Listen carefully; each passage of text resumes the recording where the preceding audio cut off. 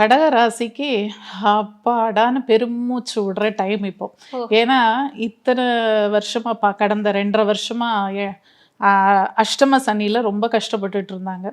So அவங்களுக்கு வந்து இப்போ பெரிய ரிலீஃப் அவங்களுக்கு. இப்போ 8ஆம் இடத்துலேருந்து சனி பகவான் 9ஆம் இடம்னு சொல்லக்கூடிய பாக்யஸ்தானத்துக்கு போகிறார்.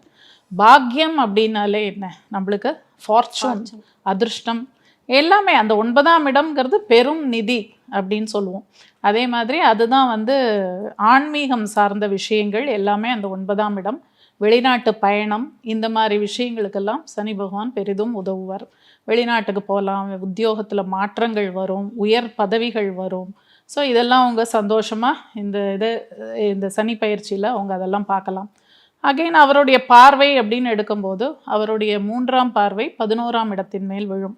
அந்த 11ஆம் இடம் அப்படிங்கிறது மூத்த சகோதரர்கள், சகோதரிகள் அல்லது நண்பர்கள், இது எல்லாமே அந்த 11ஆம் இடம். ஸோ அவங்களால இவங்களுக்கு இந்த கடக ராசி நேயர்களுக்கு கொஞ்சம் ஏதாவது பிரச்சனைகள் வரலாம் மூத்த சகோதரர்கள் மூலமாக. கடகராசிக்காரர்களுக்கான வழிபாடு அப்படின்னா அது என்னவா இருக்கும்? கடகராசி வழிபாடு அப்படின்னா இவங்களுக்கு வந்து எல்லாமே இந்த கடகத்தினுடைய திரிகோணங்கள் எல்லாமே ஜலராசி தான். அப்போ நதிகளுக்கு சென்று ஸ்நானம் செய்வது, நதிநீர் ஸ்நானம் செய்வது,